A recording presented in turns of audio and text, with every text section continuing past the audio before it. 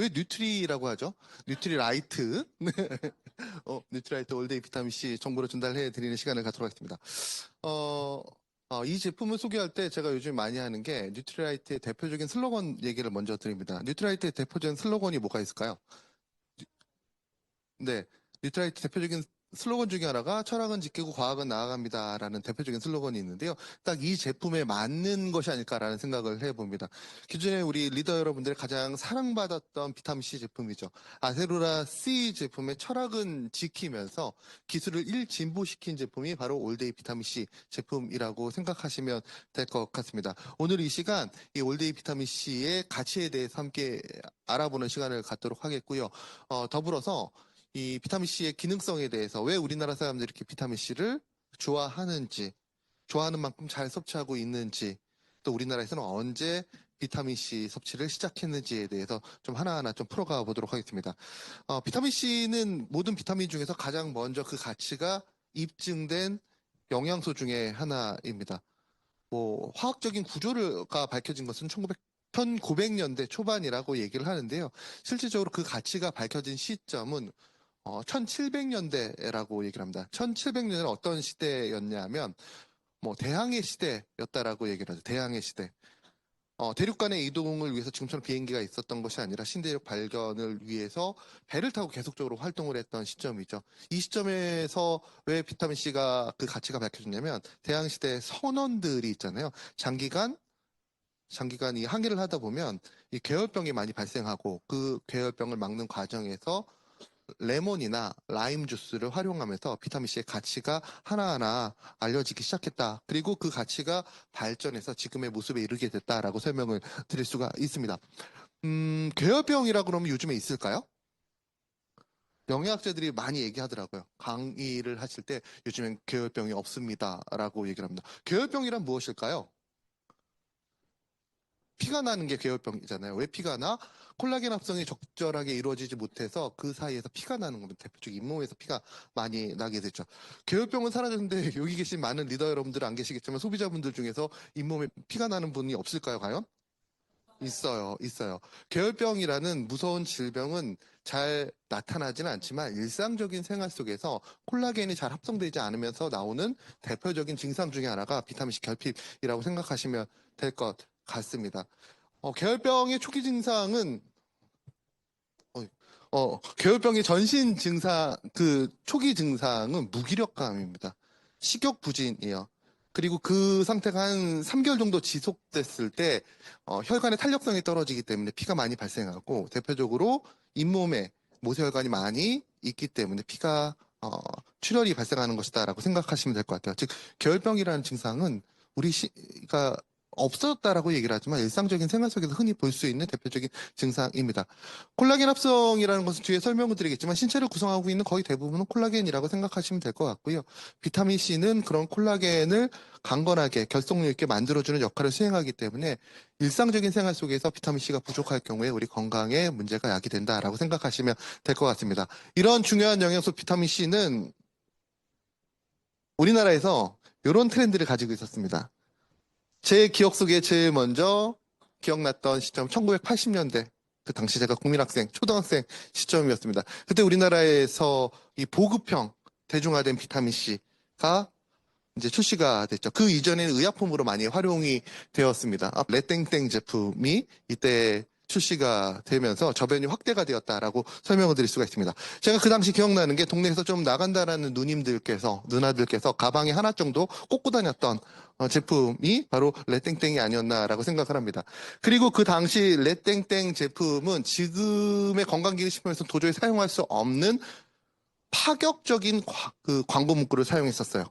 김이 주근깨를 막아주는 데 도움이 됩니다. 라고 해서 선풍적인 인기를 끌었던 기억이 납니다. 이후 저변이 확대가 되고 인식도가 올라가면서 1990년대 정제형 비타민C가 보급되게 됐고요. 2000년대 또 한 번의 비타민C의 폭발적인 성장이 일어나게 됩니다. 바로 비땡땡땡땡 음료가 이게 출시가 되었습니다. 그 당시를 그 업계에서는 전쟁의 시기였다라고 얘기를 해요. 비땡땡땡땡 제품과 기존의 그 음료형 건강기능식품 좀 주도하고 있던 박땡땡땡의 치열한 전쟁이 일어났던 시점이다라고 생각하시면 될 것 같습니다. 2000년대는 기본적으로 저변이 더욱더 확대되고 안정화되고 보급형 제품들이 주류를 이뤘던 시점이라고 생각하시면 될 것 같고요. 2010년도부터 이제 고기능성 제품들이 나오기 시작합니다. 정제도 기존가들에게 함량이 높은 제품들, 또 건강기능식품법이 본격적으로 발의가 되기 시작하면서 기능성 내용들, 또 제형들이 하나하나 나오게 됐죠. 이게 우리나라의 비타민C의 모습이었다라면 한국에서 뉴트리라이트는 언제 비타민C를 출시했을까? 우리는 어느 시점에서 제품을 출시했을까요? 지금 섭취하고 계신 아세로라C 제품들은 언제일까요? 이거 찾아보려고 제가 굉장히 부단히 많은 노력을 했어요. 당시에 아마그램이라는 우리 사내 리더 여러분들 비즈니스에 성과를 내는 그 잡지에 매달 맨 뒷장에 교육 공지가 올렸는데요. 2000년 11월에서 그 흔적을 찾아볼 수가 있었습니다. 2000년 11월에 교육 공지가 났습니다. 그래서 12월에 출시 세미나가 진행됐고 1월 8일 날, 2001년 1월 8일 날 제품이 출시가 됐습니다. 근데 참 재밌는 게 2000년 11월, 12월에 출시 세미나 공지가 났을 때는 제품명이 지금과는 사뭇 달랐습니다.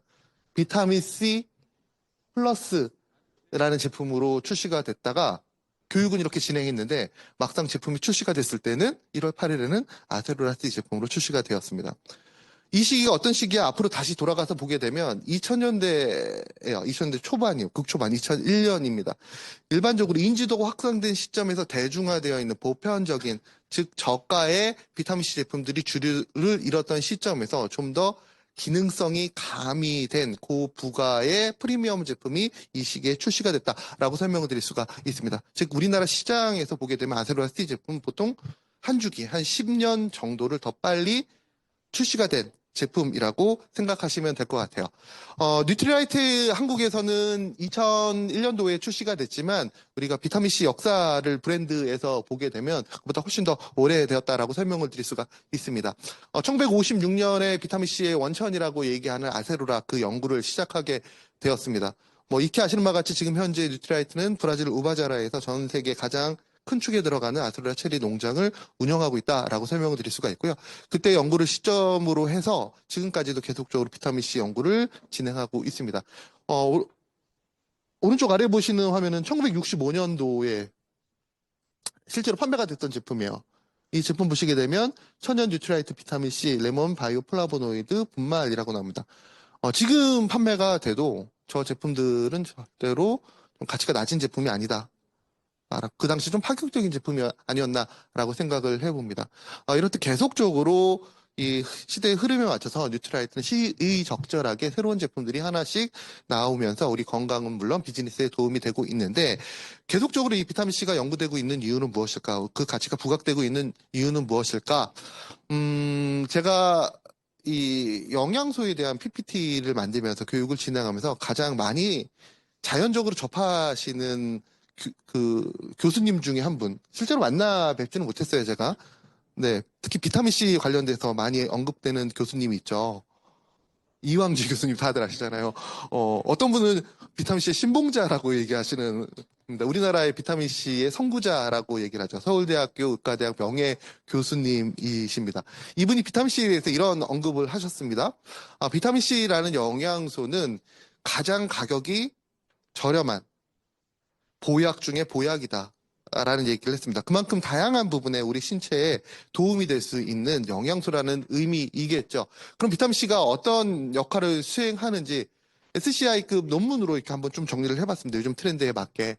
기본적으로 비타민C라는 영양소는 항산화 기능이 가장 대표적이겠죠. 호흡의 과정에서 기본적으로 발생하는 유해산소로부터 내 몸을 지켜주는 데 도움이 된다. 누구나 알고 계실 겁니다. 항산화 기능. 그리고 몇 년 전에 비타민C가 좀 더 이 시장 성장률이 도드라졌습니다. 전 세계적인 이슈가 있었죠. 그로 인해서 면역 관련되어 있는 부분에 도움이 되는 것을 많이 연구를 했고요. 또 전통적으로 미용적인 측면에서 콜라겐을 많이 활용하게 됩니다. 콜라겐과 관련되어 있는 부분 때문에. 그리고 최근 들어서 비타민C를 많이 활용되는 이유는 저 피로회복이라는 부분에 있어서 소비자들에게 어필할 수 있기 때문이다라고 할 수가 있습니다. 먼저 항산화 기능이라는 것은 저희가 뉴트라이트 제품 교육을 할 때마다 항상 얘기 드리는 부분이에요. 항산화라는 것은 어떤 물질을 막아주는 역할이죠? 활성산소, 뭐 유해산소, 프리라디칼이라고 하는 인자들을 막아줍니다. 그럼 이런 인자들은 언제 발생이 될까요? 그렇죠. 호흡할 때, 숨을 쉬는 유해산소를 발생하지 않는 사람은 이 세상 사람이 아니라고 얘기를 합니다. 태어나면서부터 죽기 그 순간까지 에너지를 만들기 위해서 세포는 일을 하게 되고요. 그 에너지를 만드는 과정에서 어쩔 수 없이 나오는 것 중에 하나가 바로 유해산소라고 설명을 드렸습니다. 자동차가 앞으로 가기 위해서 운동 에너지를 얻기 위해서 연소를 할 때, 휘발유를 연소할 때 매연이 나오는 거랑 같은 이치라고 생각하시면 될 것 같아요. 그래서 일상적인 생활 속에서 그냥 호흡을 많이 하시는 분들, 호흡을 언제 많이 해요? 그 운동할 때. 또 언제 많이 해요? 화났을 때. 화나셨나요? 또 언제 많이 할까요? 스트레스 받을 때. 또 언제 많이 할까요? 그렇죠. 가장 중요한 겁니다. 밥 많이 먹을 때. 네, 네. 소식하면 건강해질 수 있다라고 얘기를 하잖아요. 소식하면 건강해질 수 있는 가장 기본적인 이유 중에 하나가 많이 먹게 되면 그만큼 대사량이 올라가게 되고 대사량이 올라가게 되면 유해산소가 많이 발생하기 때문입니다. 우리가 모든 생활 속에서 발생시키는 유해산소는 지금 보시는 것처럼 세포를 직접적으로 공격하게 되고 또 DNA를 공격하게 되고 그로 인해서 가속 노화가 촉진된다라고 얘기를 합니다. 내가 또래의 분들에 비해서 나이가 좀 더 많이 들었어. 그럼 우리가 제일 먼저 생각해야 될 게 내가 평소에 스트레스를 많이 받나? 내가 식사량이 많나? 비만인가? 이런 생각하시잖아요. 그 부분에서 공통적인 특징이 바로 대사속도입니다. 유해산소가 그만큼 많이 나온다라고 생각하시면 될 것 같고 이러한 유해산소로부터 내 몸을 지켜주는 가장 기본 중에 기본적인 영양소, 항산화 영양소가 바로 비타민 C라고 설명을 드릴 수가 있습니다. 문헌 자료에는 이렇게 나와 있습니다. 항산화 영양소 중에서 독성이 가장 낮은 이라는 문구가 나와 있습니다. 또 재밌는 게 우리가 사람에게 발생하는 질병의 90% 정도는 바로 유해산소에 의해서 발생한다라고 얘기를 합니다. 그만큼 건강을 지키는 데 있어서 이 항산화라는 게 얼마나 중요한지 우리가 쉽게 찾아볼 수 있지 않을까라는 생각을 해봅니다. 또 비타민C는 앞서 제가 계열병과 관련되어 있는 부분을 얘기 드렸는데요. 이 콜라겐 합성에 직접적인 도움을 주는 역할을 수행합니다. 우리가 단백질을 섭취하게 되면 이 단백질이 완전히 다 분해가 됩니다. 어떤 형태로? 아미노산 형태로. 그리고 그 분해된 아미노산들이 소장을 타고 흡수가 된 이후에 재조합하면서 신체 특정 물질로 변화가 되게 되는데 가장 보편적으로 활용되는 물질이 바로 콜라겐이라고 얘기를 하고요. 이러한 콜라겐 합성에 있어서 기본적인 영양소가 바로 비타민 C라고 설명을 드릴 수가 있습니다. 우리가 단백질을 아무리 많이 섭취한다라고 하더라도 콜라겐 제품도 좋아하시잖아요. 트루콜라겐. 트루콜라겐 아무리 많이 섭취한다라고 하더라도 결과적으로 그 비타민 C가 부족하게 되면 우리가 섭취하는 목적을 이루지 못한다라고 설명을 드릴 수가 있습니다.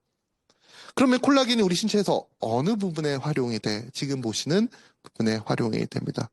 치아, 뼈, 근육, 모발, 눈, 신체 거의 대부분 구성물질, 구조물질을 그러니까 비타민 C가 콜라겐 합성을 함으로써 도와준다라고 설명드릴 수가 있습니다. 특히 장업계, 화장품 업계에서 비타민 C 굉장히 좋아하잖아요. 그 이유가 뭘까? 피부의 진피층이 콜라겐과 엘라스틴 그리고 히알루론산을 기반으로 한 수분으로 구성이 되어 있고 결론적으로 피부를 구성하는 이 구조층이 콜라겐이에요. 이 콜라겐을 적절하게 섭취하고 구조가 만들어져야지만 피부의 탄력성이 유지가 되기 때문에 비타민C가 장업계에서 화장품 업계에서 많이 사랑을 받는 것이다 라고 설명을 드릴 수가 있습니다. 비타민C를 섭취하지 않으면 콜라겐이 우리가 흡수를 하잖아요. 쪼개진 상태에서. 그럼 프로콜라겐 형태로 유지가 됩니다. 프로콜라겐. 프로콜라겐이라는 것은 콜라겐의 정부체를 의미해요. 이 프로콜라겐 세 가닥이 한 가닥으로 싹 꽈리를 털어줘야지만 탄력성을 유지할 수가 있고 그 과정에 도움을 줄 수 있는 영양소가 바로 비타민C라고 설명드릴 수가 있습니다. 또 여성분들은 철분 섭취 굉장히 중요시 생각하잖아요. 어떤 형태의 철분제가 중요합니다. 얘기 많이 하시잖아요. 그 철분의 흡수에 있어서 중요한 역할을 수행하는 것 역시도 바로 비타민C입니다. 이 슬라이드를 보면 비타민C의 중요성에 대해서도 인지를 할 수 있지만 비타민C와 잘 궁합이 맞는 영양소가 어떤 건지 알 수가 있겠죠. 단백질을 섭취할 때는, 콜라겐을 섭취할 때는, 우리가 일반적으로 무기질을 섭취할 때는 비타민C를 함께 섭취하는 것이 도움이 되겠구나라는 것을 확인해 볼 수가 있습니다. 또 최근 들어서 좀 많이 언급이 되는 부분이요. 피로 회복이라는 부분. 스트레스를 관리하는 부분, 면역이라는 부분에 있어서도 비타민C가 중요한 역할을 수행하는데 이 부분에 관여하는 신체 기관을 우리가 부신이라고 얘기를 합니다. 부신.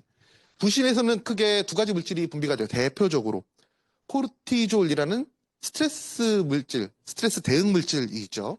또 뉴로트랜스미터라는 신경 전달 물질이 만들어지게 되는데 이 물질을 만듦에 있어서 가장 기본적으로 활용되는 게 바로 비타민C라고 설명을 드릴 수가 있습니다.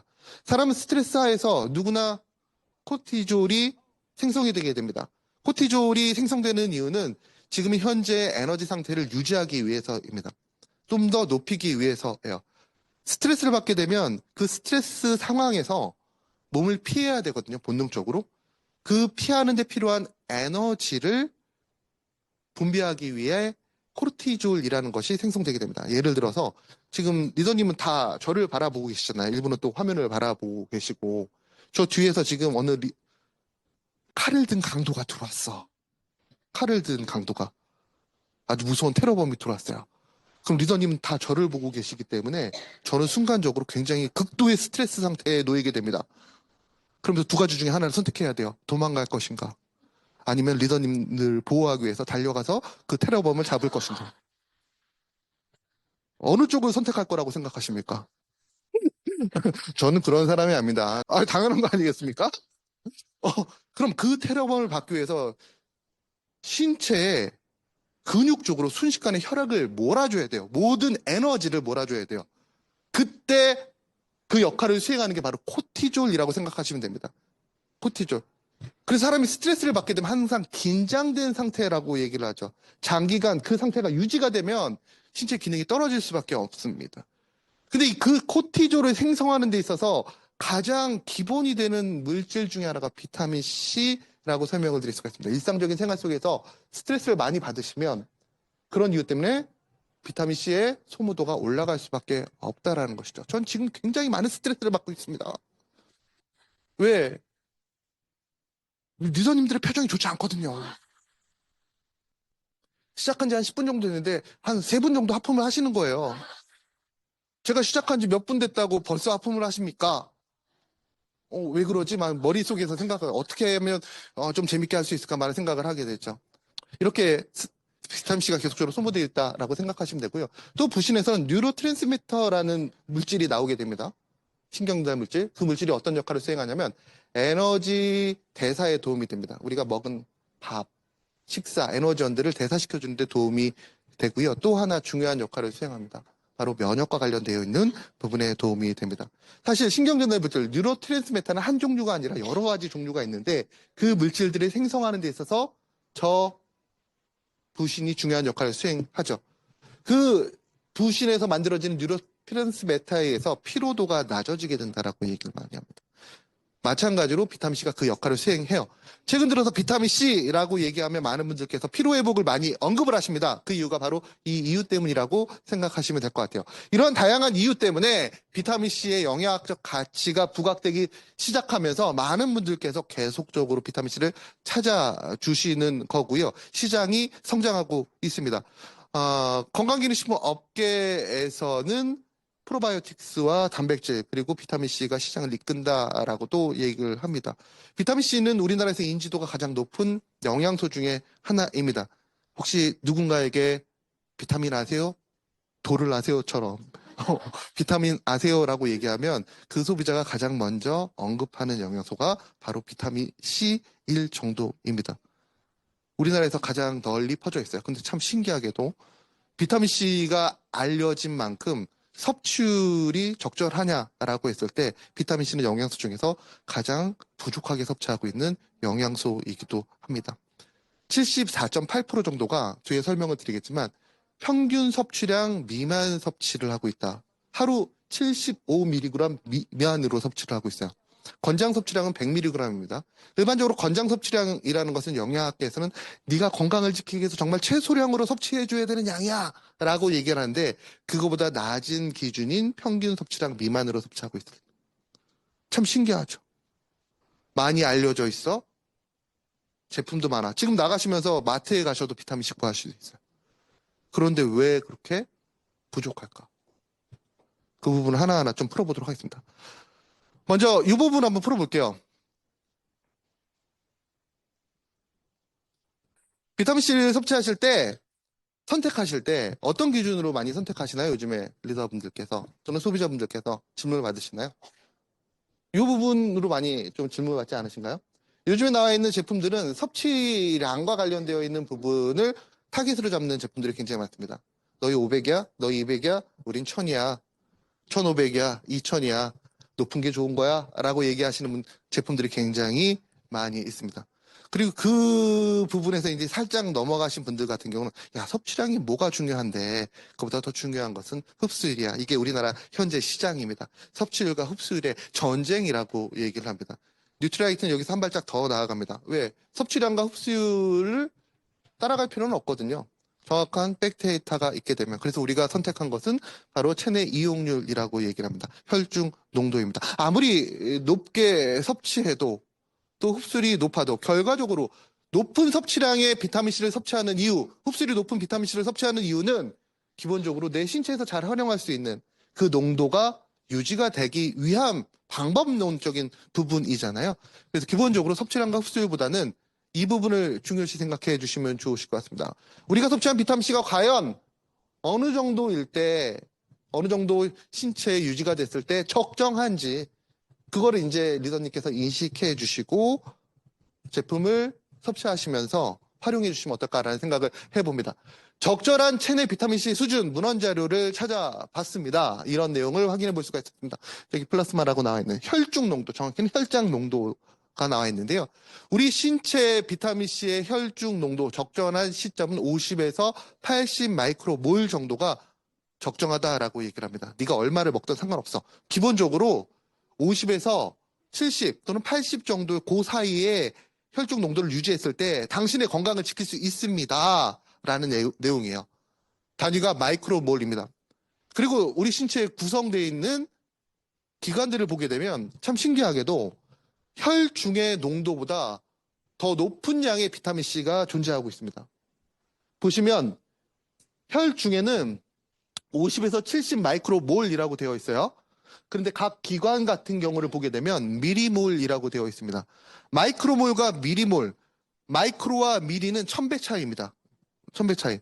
혈중보다 기관에 더 높은 수준의 비타민C가 존재한다는 겁니다. 이게 어떤 의미일까? 혈중에서도 중요하겠지만 각각 기관에서 비타민C의 활용도가 높다라는 것을 의미합니다. 뇌에서 비타민C는 어떤 역할을 수행해? 우리가 신경전달 물질을 계속적으로 교신하면서 보내고 받으면서 우리가 기억이라는 것을 인식하고 사람이 행동을 하잖아요. 그런 신경전달 물질을 보호해 주는 데 있어서 비타민C가 중요한 역할을 수행한다라고 얘기를 하죠. 뇌 같은 경우는 보통 2에서 10m몰 정도 신체 기관 중에서 높은 수준의 비타민C 농도가 있습니다. 근데 더 높은 곳이 있어요. 앞서 얘기 드렸던 신장이라는 부분입니다. 시작점이 다릅니다. 4에서 10m몰 정도가 있습니다. 아, 뇌 못지않게 저 부신, 이 부분이죠. 이 부신 앞서서 설명드렸던 4에서 10m몰. 부신에서 비타민C가 그만큼 더 많이 활용되는구나. 비타민C가 왜 부신에서 많이 활용이 돼? 앞서 얘기 드린 것처럼 스트레스 대사 하에서 또 에너지와 면역과 관련되어 있는 부분에 그 역할을 수행하기 때문에. 근육 같은 경우에는 에너지 적정성을 위해서 좀 낮은 수준이죠. 다른 기관보다는 0.2에서 0.4m몰 정도가 활용된다라고 설명드릴 수가 있습니다. 즉, 우리가 비타민C를 섭취할 때 기본적으로 그 섭취량을 보시는 것도 중요하겠지만 흡수율을 보시는 것도 중요하겠지만 내가 섭취한 이 비타민C가 좋은 국에 나의 신체 내에서 혈장 농도를 유지시켜 줄 수 있는지 혈장 농도가 1차적으로 유지가 돼야지만 기관의 농도가 유지가 되기 때문에를 먼저 따져보시면 좋다라는 것이죠. 그런 측면에서 봤을 때 그럼 실제로 비타민C가 그렇게 중요해? 문헌자료를 보니까 아주 재밌는 문헌자료가 있더라고요. 인지도와 관련되어 있는 비타민C 섭취 정도와 관련돼서 기본적으로 혈중에 비타민C가 적절하게 존재하는 분들과 비타민C가 전혀 존재하지 않는 분들을 비교했을 때 기본적으로 기억력, 인지 능력이라고 얘기를 하죠.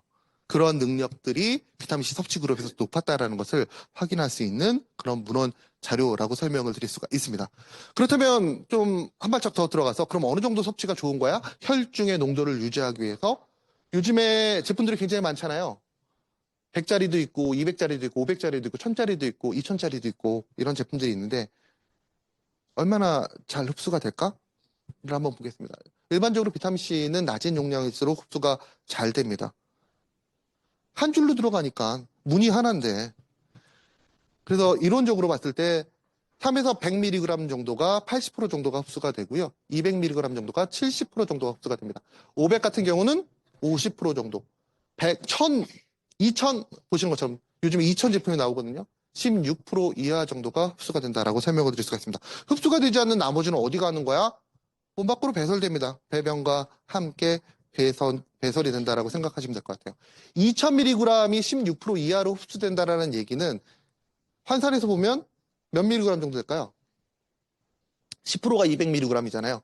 그러니까 약 300mg 정도가 흡수가 된다라는 겁니다. 한 번에 섭취할 때 우리 신체에서 기본적으로 흡수할 수 있는 그 양은 내가 아무리 많이 섭취해도 비용을 더 들여서 많이 섭취해도 저 정도의 수준이라는 겁니다. 기본적으로. 딱 저 정도의 수준. 그렇다면 각 수준별로 봤을 때 우리가 궁극적으로 얘기 드리는 게 혈중 농도라고 얘기 드렸잖아요. 그 혈중 농도는 어떻게 상관관계가 있을까를 한번 보게 되면 좋아, 흡수율이 가장 높은 100mg 이하로 섭취하겠어 라고 하시는 분이 분명히 계실 거예요. 그래서 자료를 찾아보니까 다음과 같은 내용을 확인해 볼 수가 있었습니다. 0mg 섭취하게 되면 당연히 비타민C 결핍이 되겠죠.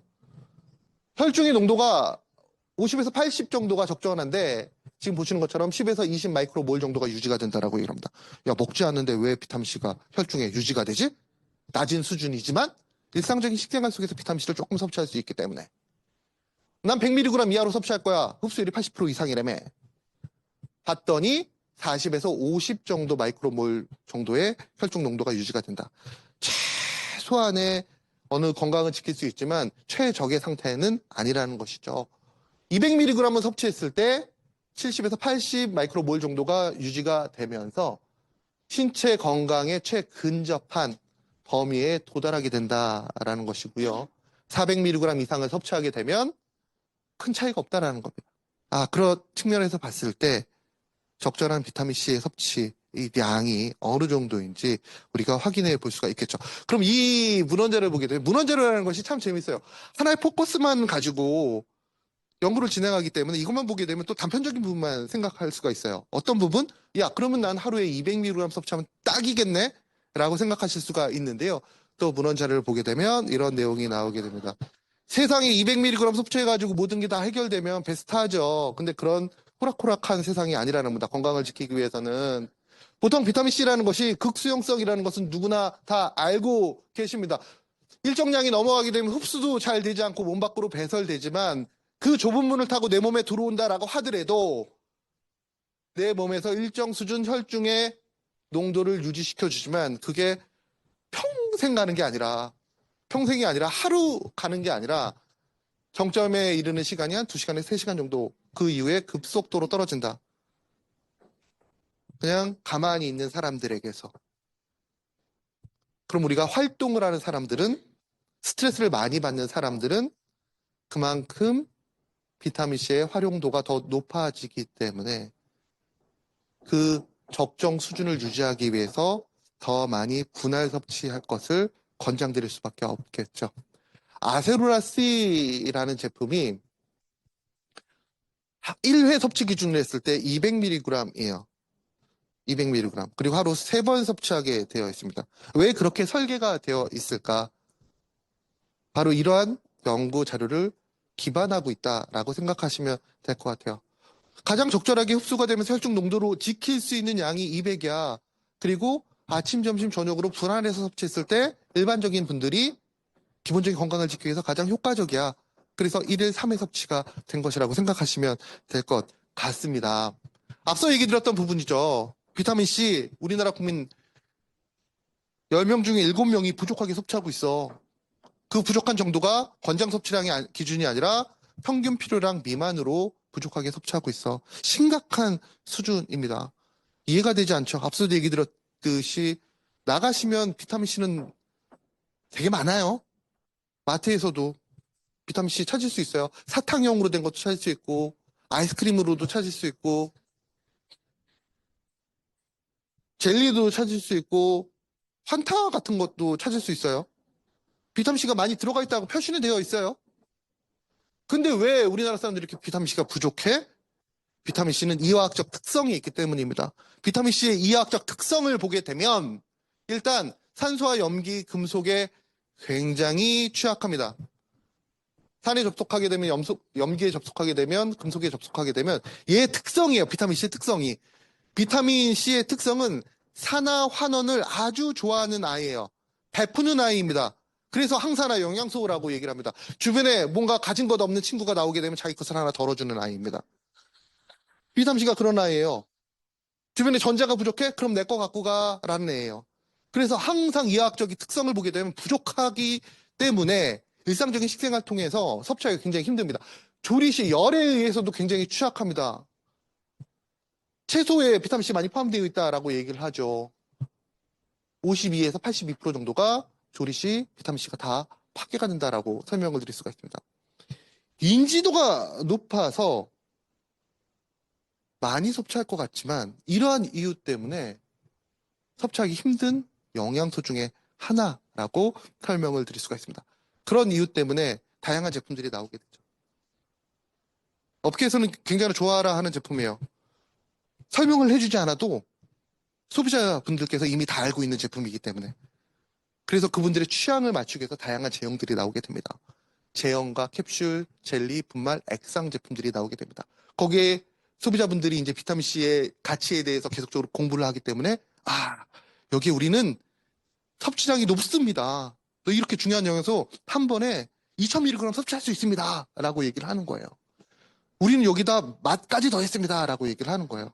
싹싹싹싹 낚시를 하는 거죠.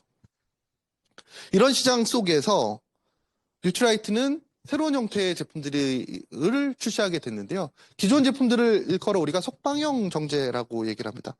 비타민C는 우리가 일반적으로 많이 얘기하는 게 섭취한 이후에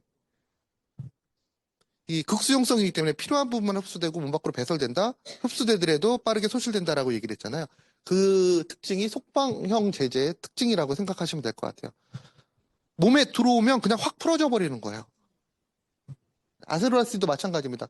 몸에 들어오게 되면 일반적으로 실온에 놔둬도 가만히 놔둬도 한 45분 정도 되면 그냥 확 풀어져 버려요. 이게 붕해도라고 얘기를 하는데 이게 속방형 제제의 특징이라고 생각하시면 될 거야. 빠르게 기능성 성분을 방출하게 되면서 그 기능성 성분이 신체에 빨리 들어갈 수 있도록 빠르게 그 기능을 볼 수 있다는 특징을 가지고 있습니다.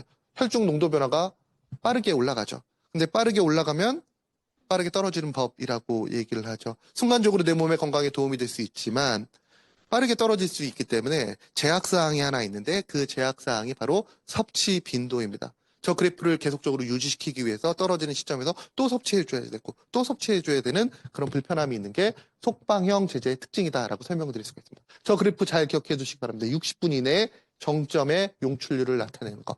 그러면 지속성 정제는 어떤 거야? 지속성 정제. 지속성 정제는 붕해 자체가 잘 되지 않아요. 이게 확 풀어지는 게 아니라 서서히 풀어집니다. 아세로라스 제품과 지속성 정제를 이렇게 같이 이렇게 물에다가 담고 이렇게 보잖아요. 이건 다 녹았는데 1시간 지나도 이건 변화가 없습니다. 티가 나지 않습니다. 서서히 붕해가 되면서 그 안에 있는 기능성 성분이 용출돼 나오기 때문에 그 기능이 비교적 오래 유지가 되는 특징을 가지고 있습니다.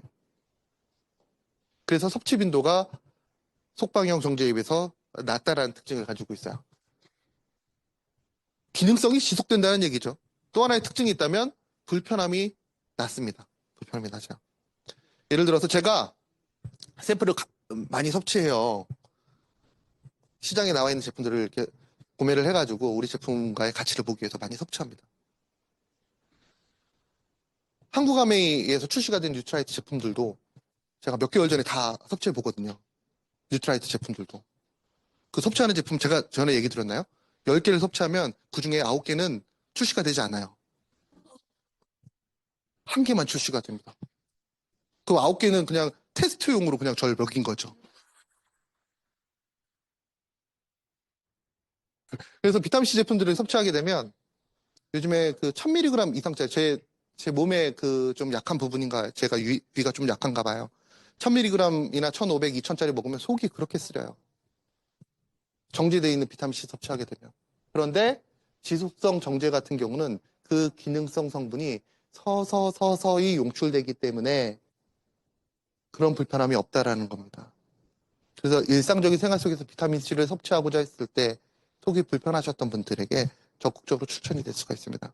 근데 여기서 분명하게 얘기 드리고 싶은 것은 아세로라 C 제품이 그 부분에 있어서도 보완이 됐던 제품이에요. 아세로라 C 제품 같은 경우는 라벨을 보게 되면 생뚱맞은 원료가 하나 포함이 되어 있어요.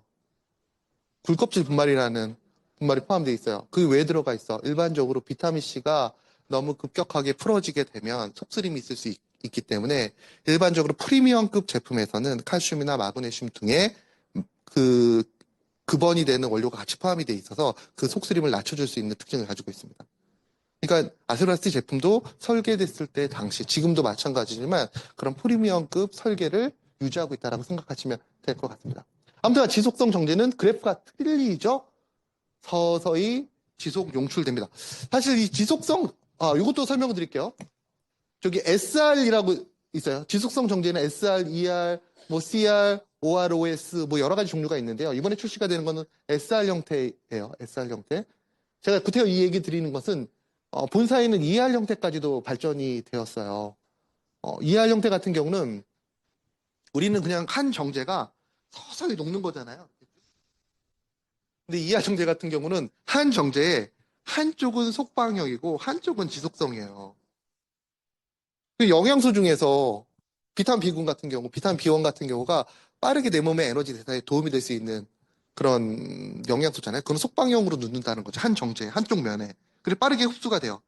그런데 다른 비타민 B군 같은 경우는 천천히 녹으면서 지속적으로 내 몸에 도움이 될 수 있는 그런 다친형 저런 지속성 정제도 본사에서는 지금 판매가 되고 있습니다. 아직까지는 우리가 법적 제약이 있어가지고 출시시키는 장담할 수가 없습니다. 네.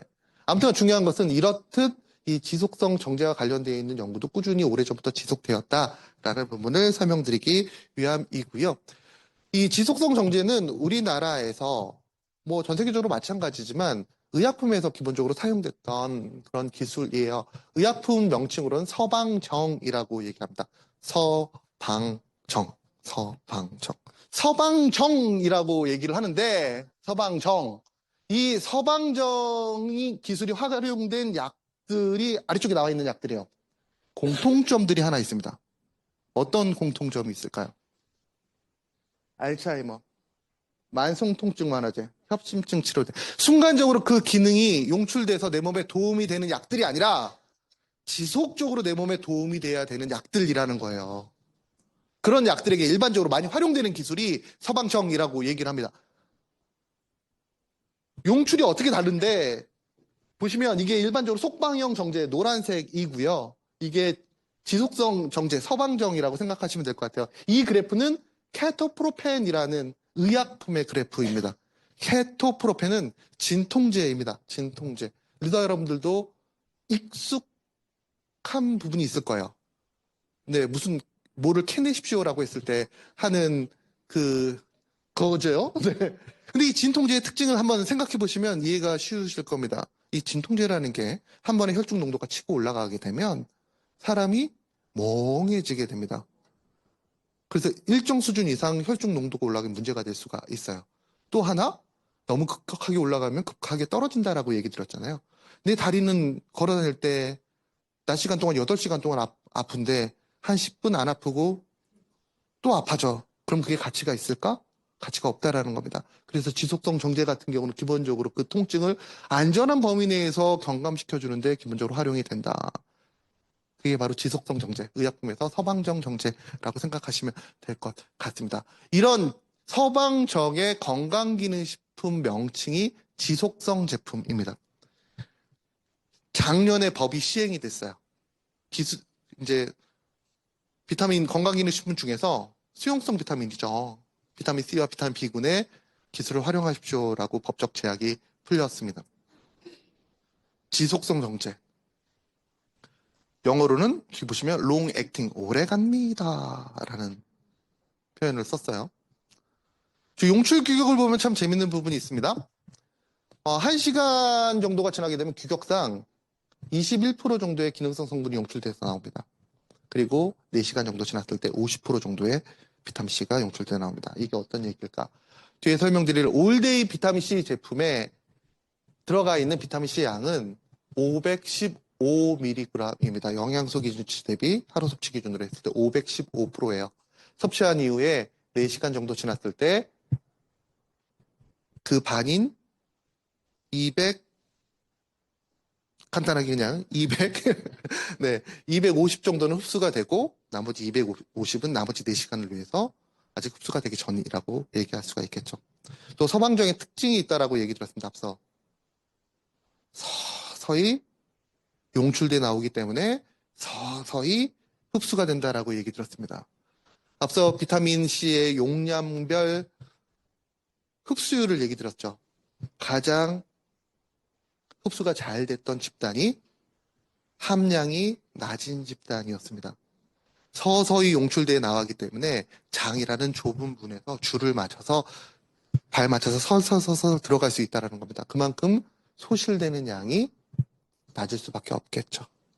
이런 특징을 가지고 있다라고 설명을 드릴 수가 있습니다. 결과적으로 이 지속성 정제는 혈중 농도가 급격하게 꺾이면서 부족해질 수 있는 비타민C의 베이스라인을 챙겨주면서 우리 건강을 지켜줄 수 있는 기술이다라고 생각하시면 될 것 같아요. 기존의 아세루라 C 제품 기술력을 보면서 한번 볼게요. 기술력. 어떤 기술이 적용됐을까? 특수 폴리머 기술이라고 얘기를 합니다. 비타민C와 폴리머를 혼합해서 같이 타정을 했습니다. 우리가 직타정이라고 얘기를 하거든요. 타정을 했어요.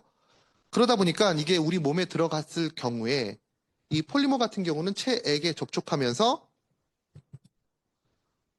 불게 됩니다. 겔 형성이 돼요. 겔이 돼요. 겔 매트릭스가 형성이 되면서 그 겔에 포함되어 있는 주변에 있는 기능성 성분이 용출돼 나옵니다. 이 두 번째 그림이라고 생각하시면 될 것 같아요. 요 그림이에요.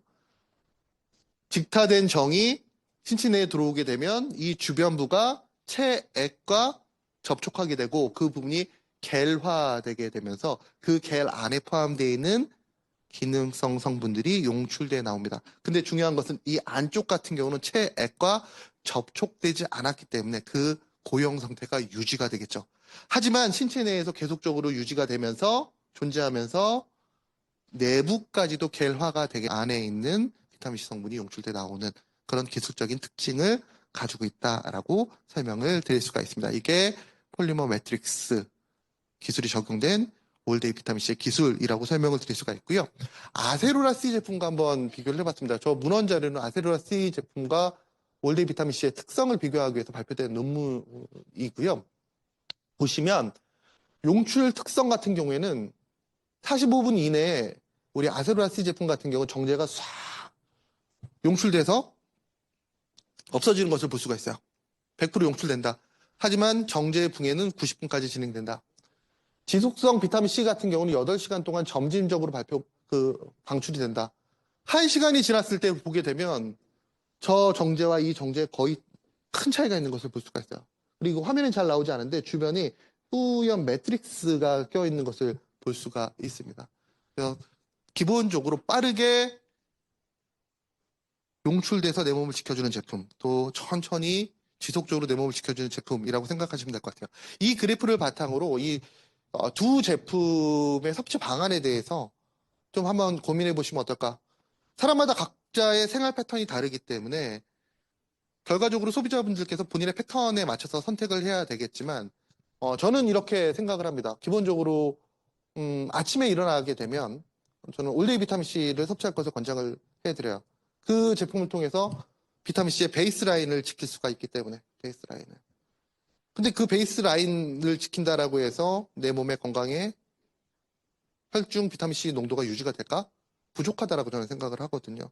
그럴 때마다 시의적절하게 즉시 용출형, 속방형 제품을 섭취해 주는 것도 좋겠죠. 뭐 운동을 하시거나 또는 스트레스를 갑자기 많이 받았어. 또 음식을 많이 섭취했어. 이런 상황이 있잖아요. 그때 속방형 제품 섭취해 주면 어떨까라는 생각을 해봅니다. 자, 이 그림만 보면 좀 이해가 좀 안 되실 것 같아서 제가 지난주 금요일 날 저희 촬영 직원하고 사무실에서 영상을 하나 준비해 봤어요. 실제로 눈에 보이는 모습이 어떨까? 8시간 동안 한 9시간 정도 촬영을 했습니다. 한 3번 실패하니까 한 3일이 지나더라고요. 한번 보여드릴게요. 이건 실온 상태에서 별도의 물을 가열하지 않고 5시간 됐을 때고요. 6시간 됐을 때고요. 8시간 됐을 때 서서히 안에 있는 비타민C가 용출돼 나오는 것을 사실 저거는 붕괴의 장면이에요. 붕괴의 장면. 비타민C는 보이지 않아요. 비타민C는 무취무향이 있기 때문에 소비자분들께서 가장 착각하시는 것 중에 하나가 뭐 WX를 섭취하고 비타민C를 섭취한 다음에 소변 색깔을 봤더니 노란색이 됐어요 라고 얘기를 하시나요? 그건 비타민 B군이 일반적으로 노란색 색소를 띠기 때문에 그 색깔이고요. 비타민C는 무취무향이다 라고 생각하시면 될 것 같아요. 근데 우리가 이 영상을 통해서 알 수 있는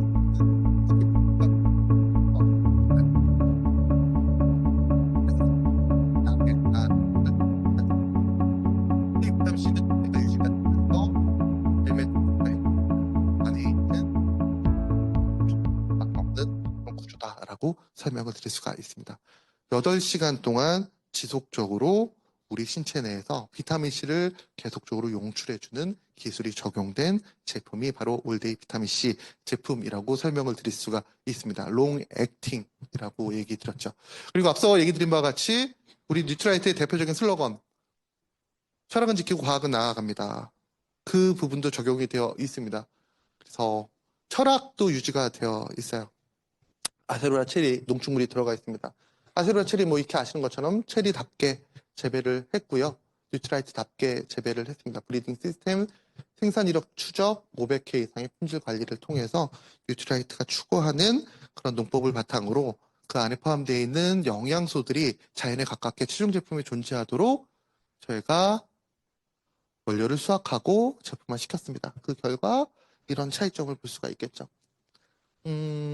아세로라 체리의 우리 지문 분석표예요. 많이 보신 분 계시겠지만 요즘에 합성 비타민이라고 얘기하지 않아요. 합성이라는 얘기는 없어졌습니다. 법적으로도 못하게 됐고요. 왜 합성이라는 얘기 왜 못하게 될까요?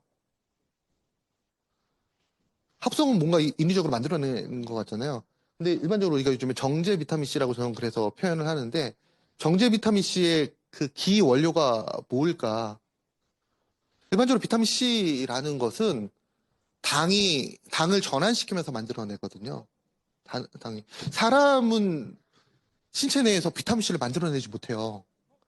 강아지나 고양이 같은 경우에는 비타민C를 만들어낼 수 있다라고 얘기를 하잖아요. 그래서 강아지 사료에서 비타민C가 들어가 있는 거 사는 게 가장 바보 같은 짓이라고 얘기를 많이 합니다. 네. 아무튼가. 근데 왜 사람은 비타민C를 신체 내에서 만들어내지 못할까? 동물은 비타민C를 만들어내는데 여러 가지 설이 있는데 그 설 중에 하나가 뇌 때문에 그럽니다. 뇌를 진화시키기 위해서 사용하기 위해서 당이라는 것을 기본으로 해서 비타민C가 만들어졌을 때 뇌가 사용할 당이 부족할 수가 있잖아요. 그러니까 뇌를 좀 더 활용하기 위해서 사람은 진화론적으로 봤을 때 비타민C를 당에서 전환시키는 것을 그 효소를 차단시켰다라고 얘기를 해요. 아무튼간 제가 이 얘기를 드린 이유는 당이 많은 식재료에서 그래서 비타민C를 전환시킬 수가 있습니다. 당이 많은 식재료가 뭐가 있을까요? 감자, 옥수수. 그래서 일반적으로 나와 있는 정제 비타민C의 기 원료는 옥수수나 감자입니다. 사람들이 논란이 되죠. 이게 합성이야? 그래서 그런 얘기가 없어진 거예요. 그래서 정제 형태라고 저는 얘기를 하고 있는데, 정제된 비타민C는 일반적으로 자연에서 나온 비타민C와 어떤 차이가 있을까? 항상 얘기 드리지만 이성질체라고 해서 오른쪽, 왼쪽, 오른손, 왼손입니다. 구조가 똑같아요. 합치면. 그냥 반대, 거울상이기 때문에 반대로 되어 있는 것 뿐입니다. 전문가들은 기능적인 차이는 없다라고 얘기를 합니다. 그럼에도 불구하고 많은 전문가들의 공통적인 의견이 뭐냐면, 기능은 똑같아. 하지만 나라면 내가 추천하는 제품은 자연에 가까운 원료와 함께 들어가 있는 비타민C를 추천해. 왜? 그게 바로 식물 영양소 때문입니다. 식물 영양소가 어떤 특징이 있어? 식물 영양소라는 것은 비타민C에게 있어서는 상승제 역할을 수행해요. 비타민C를 더욱더 적극적으로 활용할 수 있도록, 활용되도록 도와주는 상승제 역할. 또 식물 영양소 그 자체가 또 하나의 기능을 가지고 있습니다. 전문가들의 공통된 의견이에요. 비타민C 구조 똑같아. 이성질체야. 하지만 자연에 가까운 비타민C가 더 좋아. 왜? 거기는 식물 영양소가 있기 때문에. 그래서 농축물 기반의 비타민C를 많이 섭취하라고 얘기를 하죠. 아세로라첼이 마찬가지로 지금 다양한 종류의 식물 영양소가 들어가 있는 것을 확인해 볼 수가 있습니다. 어느 분이 이런 얘기를 하시더라고요. 그래프적으로 봤을 때는 큰 차이는 아닌 것 같습니다. 굉장히 큰 차이이고요. 저 차이가 제품의 가격을 나타내게 됩니다. 제가 그분께 이렇게 얘기 들었습니다. 어떻게 얘기 들었냐면,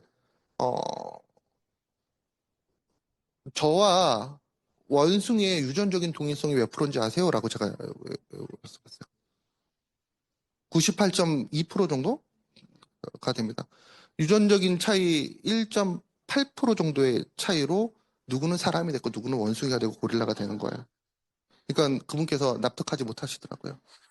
그래서 제가 다시 한번 질문을 드리겠습니다. 어떤 연예인 좋아하세요? 남자 연예인 중에서? 남편 빼놓고. 네? 지드래곤. 지드래곤과 저의 유전적인 동일성은 어느 정도일까요?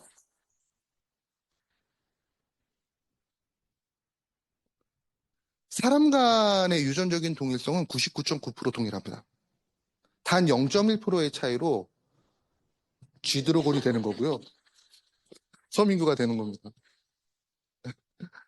그 0.1%의 차이로 인종의 다름이 나오는 거고요. 피부 색깔의 다름이 나오는 거고요. 머리카락, 키의 다름이 나오는 겁니다. 근데 여기서 한 발 더 들어가서 보게 되면 그 0.1%의 차이로 누군가는 같은 환경에서 질병이라는 길을 걷게 되는 거고요. 누군가는 건강한 삶을 살 수 있게 되는 겁니다. 그 작은 차이가 굉장히 큰 나비 효과를 불러일으킨다라고 생각하시면 될 것 같아요. 우리 뉴트리라이트에서 왜 그렇게 기본에 대해서 얘기를 하는지, 남들은 미래 과학에 대해서 막 얘기하고 있을 때 우리는 기본을 중시합니다. 기본을 중시합니다. 그 기본을 지켜야지만 그 몇 프로의 차이의 갭을 줄이게 됨으로써 좀 더 나은 가치 있는 건강기능식품을 만들 수 있기 때문에 저 그래프를 만들어내기 그렇게 노력을 하는 거예요. 굉장히 어떻게 보면 기업 입장에서는 손이 많이 가는 일이거든요. 그냥 원료 사갖고 오면 되는 거거든요. 원료 사갖고 오면 되는 건데. 그 길을 걷지 않습니다. 왜? 브랜드의 철학과 신념이 있기 때문에 그 0.1%의 차이가 G드래곤과 저를 만들기 때문에 그 차이를 알고 있기 때문에 그 나비 효과가 어느 정도 있는 것을 알고 있기 때문에 그래서 뉴트라이트는 철학을 중시하고 그 철학을 신념화해서 제품을 만들고 있다라고 설명을 드릴 수가 있고요. 이번에 새롭게 출시가 되는 오일데이 비타민C 역시도 그 철학과 신념을 집요하게 놓아놨습니다. 그래서 기존의 아세로라 C 제품의 기술력을 일진보시킨 제품이라고 제가 얘기 드리는 겁니다. 철학은 그대로. 함량이 높아요. 앞서 얘기 드린 바가 515% 정도의 함량입니다. 515mg이죠. 정리를 해보게 되면 철학과 기술이 좀 나아간 제품, 그리고 고함량 제품, 그리고 뉴트리라이트답게 만든 제품이라고 설명을 드릴 수가 있습니다. 제품의 가치에 있어서는 뉴트리라이트 브랜드가 그 명성에 걸맞는 제품이라고 생각을 합니다. 근데 여기서 또 하나 나오는 게 소비자분들께서 많이 얘기하시는 것 중에 하나겠죠. 그래, 새로운 제품 나오면 신차가 나와도 가격 올리잖아. 가격적인 부분에 있어서 좀 많이 얘기를 하십니다. 가격적인 부분에 있어서도 저희가 좀 많은 고민을 했고 리더 여러분들의 비즈니스와 건강을 지키는 데 도움이 될 수 있는 제품을 만들게 되었습니다. 일단 기본 사이즈와 패밀리 사이즈가 이렇게 나오게 되고요. 하루 한경 섭취를 기준으로 하고 있죠. 그러면 소용량 같은 경우가 2달치가 되는 거고요. 120정이면 4달치 제품입니다. 저게 120정이라고 보면 안 되고 4달치의 저 가격대라는 겁니다. 그럼 한 달에 어느 정도의 가격인지 뉴트라이트 브랜드와 기술력 그리고 농축물이 들어가 있는 제품인데 라고 생각해 보시면 이 제품이 얼마나 가치 있는 경쟁력 있는 제품인지 느끼실 수 있지 않을까라는 생각을 해봅니다. 4월 2일 날 출시가 될 예정에 있습니다. 기존의 아스로라시 제품 계속적으로 판매가 될 예정에 있어요. 계속 얘기 드린 것처럼. 그래서 상황에 따라서, 자신의 패턴에 따라서 섭취해 주시면 좋으실 것 같습니다. 보다 빠른 항산화 에너지를 느끼고자 하시는 분들은 아스로라시 제품을, 지속적으로 비타민C를 느끼고자 하시는 분들은 올데이 비타민C를. 근데 저는 아침에 일어나서 올데이 비타민C, 그리고 중간중간에 아스로라시 제품 섭취하는 것도 좋은 방법이 아닐까. 함께 섭취하게 되면 하루 섭취 기준으로 했을 때 어느 정도일까요? 아스로라시 같은 경우 600mg이에요. 600mg. 그럼 600%입니다. 600%. 그리고 저게 515mg니까 합치면 110, 1115mg. 네, 1115mg의 함량을 가지고 있습니다. 오늘 계산이 잘 안 되네요. 그때 적정한 양이 아닐까라는 생각을 해봅니다.